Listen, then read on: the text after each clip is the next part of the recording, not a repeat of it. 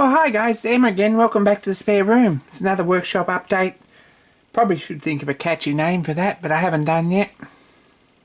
Anyway, it's a workshop update. There's lots to cover tonight. It's just things that have happened and gifts that have come in the mail and parcels I've got and things I've bought that I probably shouldn't have bought and some progress. I've just soldered this bush back in here because it had some fairly ugly plumbing fitting soldered into it and it was pretty awful. So I've taken it's still hot, but I've taken the sight glass window out of it and descaled it and give it a good polish up. Taken this fitting out of the other boiler, which is sort of how this one looked to start with. Have a look, this one's got a rattle and it's got some loose solder in it, I think. But I've taken this fitting out and I've put in here, cleaned it up and put it in here, so that looks pretty jolly good to me. This week in the mail I got a parcel from the UK. Bought these on eBay. They just come in a jiffy bag. And there's a set of gaskets and a sight glass, which looks like it's just ordinary watch glass, actually 3mm by 260 or something. And the nuts and bolts to improve it. So they've got to go in the end here when this cools down, and I've pickled it up and given it a polish up and a clean up. So that's something I've done.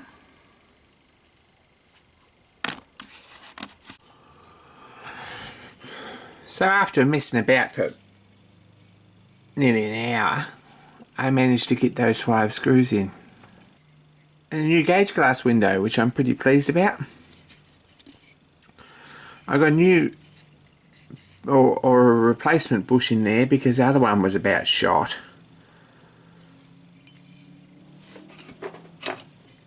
And we've got most of the fittings are sort of half reasonable here. There's a safety valve.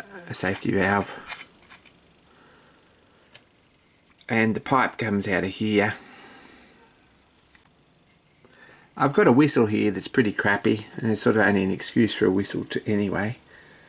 Don't think much of it at all. I might make a decent valve and screw in there and pipe a whistle off there up the chimney. I guess everyone's sort of seen this in the last video. I covered this in. This is pretty ugly. Someone's hit this with the tin snips trying to get it apart or something. I think these seams are just crimped together here, and what I'm probably going to do, they might be spot welded, but we're going to separate them. And separate this one. I'm probably going to put some rail pop rivets down each side just to hold it all together. And give these a coat of enamel black or some sort of colour. And that's that part ready to go. So we've been doing a bit on that. So what else happened? A friend of mine in Melbourne sent me some Allen keys, which is a really awesome parcel to get in the mail. I like surprises like that in the mail. It's always fun to have tools. Big thanks, David. Thanks for thinking of me. They'll go to good use. These are extra longs, which is pretty useful too. But anyway, they arrived.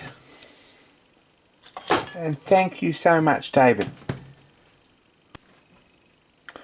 I actually went to trouble of cutting out this piece of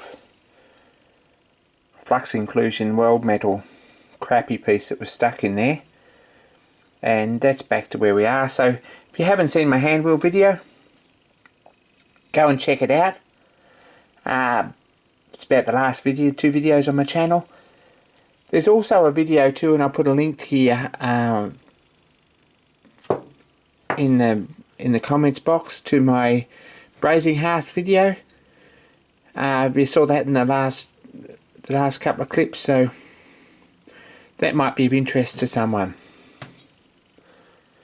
Go and check it out.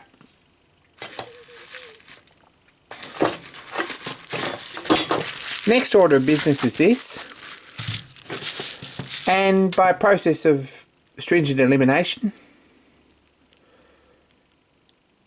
mostly because the guy who I'm going to send this to said please more times in his comment than anyone else. Actually no, I shuffled the names up and drew them out of the hat. And David Siri, send me your address, send me an email,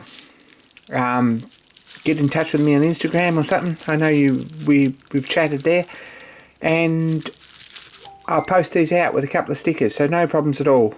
So thanks for watching, David. Everyone else who put their hand up, I'm glad these are going to a good home, I think, and I'll get them posted as soon as I've got an address. Another thing that's turned up is this book. I bought this off eBay Germany. I'm a bit of a sucker for books, especially our workshop books, and nearly as bad as Tom Lipton. I haven't gone as far as to put sticky notes in this yet to sort of give you a look through, but this is in German and it was published, have a look, in 1943.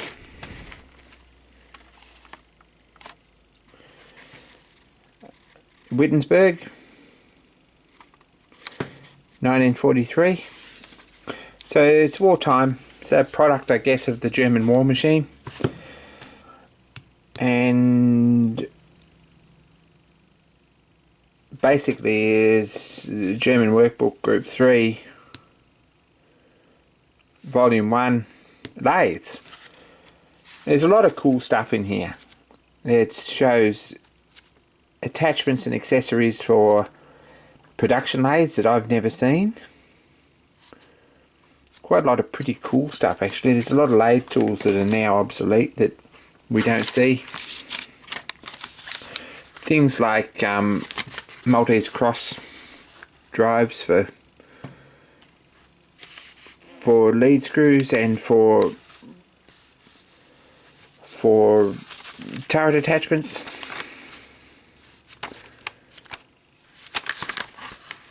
There's basically a lot of pages here, and it's all in German. There is a Google video translator, an app you can download for your phone. What it does is take a picture of the page and give you a translation. The problem with this book in particular, and probably it's not a problem with a lot of books, is that the words in this book are longer than the translation video window usually. So it only translates a little fraction of the word, so it's a bit hard to follow. But very cool book, glad to get it, and love old workshop books. So that one will go on my bookcase and probably never be read again. No, I'll get that out and look at that occasionally. It has got a picture of my Lorch there with the thread cutting attachment, and also a smaller short bed production machine. So that's kind of cool, but I would like to make a thread cutting attachment, and those of you who follow me on Facebook and Instagram have probably seen some pictures and drawings and mock-ups of this. It's coming one day. There's a few projects to finish first, but it's on the list. Anyway, cool book from Germany, and the great German war machine, and full of a lot of words that, charts and things that are indecipherable. But anyway, that was pretty cool. Another cool thing that happened was this sticker come in the mail. The one on the left. From Harold Waters in Texas. That's his channel, Amateur Redneck Workshop. Well worth a look. He does some pretty cool stuff. He's got a good sense of humour. He's a bit redneck, but we overlook that. but he's a pretty decent guy, and I don't think he's at all redneck really. He's, yeah, a good friend, someone that is a huge force in the YouTube community, and really appreciate having him along. I know he'll watch this, so I'm going to say, look, thanks Harold for watching my videos and for sharing my channel and for sending me a sticker, and hope I can do the same for you. The other thing that's arrived this week, and this has been on order for a little while, is in this wooden crate. Have a look. It says here it weighs about 6 kilo, and probably it does. But I've been looking for one of these for a while, and I probably should have bought a smaller one, but this is the one that come from China. M&G Productions sent this, and a while ago I bought some tools off them, in particular a straight edge, and we've had a bit of a look at that before in this series of videos, and a few people asked for a link.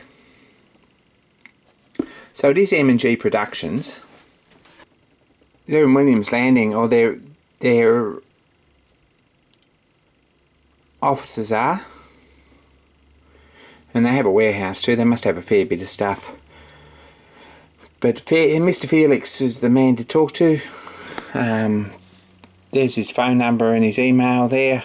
You can pause the video and write that down if you want. But get in touch with him, because they sell a lot of reasonable quality Chinese tools. And I'm not a huge supporter of the Chinese industrial tool machine,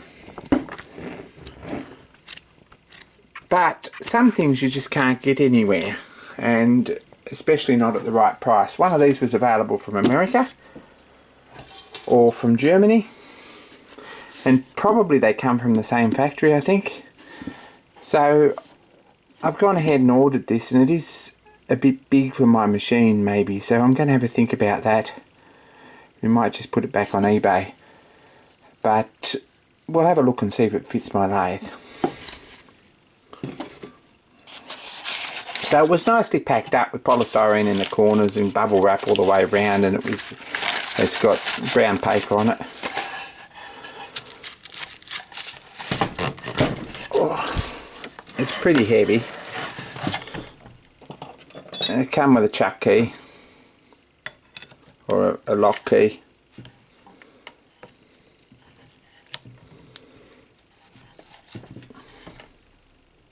But it's a magnetic chuck. It's a 6-inch one. And I've shown pictures of this on my social media feed, on Instagram and on Facebook, so there'd be a few people who'd be interested to have a look. So I thought, well, I'll put a bit of a look at this in the video too. It's got what looks like 1, 2, 3, 4 M8 holes to mount it up, and it needs a back plate. Now whether I just make a support or a ring to support this to go on the shaper and be done with it, or whether I move it on and buy a smaller one, or whether we fit it up to the lathe, I'm not sure, but it is pretty heavy.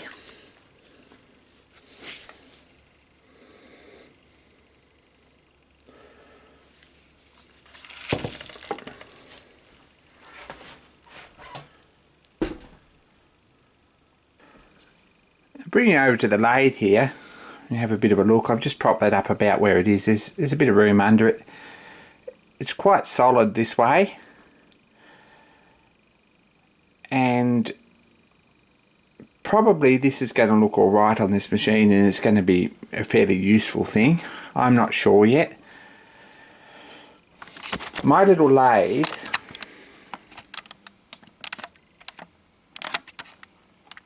have a look, it's only got a 25mm spindle thread on the back here, so probably if we make a boss and a decent back plate, it's going to be a bit harsh on this front bearing, but I'm still undecided about that. The other thing is that this might be useful on the shaper, and as such all it needs is basically a couple of parallels bolted on it with as a tie down, or even one parallel bolted on it as a tie down, so we can bolt it on the shaper table. So that's a thought too. It wasn't particularly expensive, and it's something that to me is of some interest on a machine. So either way it probably will get used, but I've still got to have a bit of a think about it. So that's something else that's arrived. If anyone's got any thoughts on that, most people will say, yeah, forward it on to me. And at this point it hasn't happened, and it's not going to. So anyway, that's a bit of a look at that. I don't know if I've got much else to cover in this video. Thanks for watching, guys. It's a pleasure as always.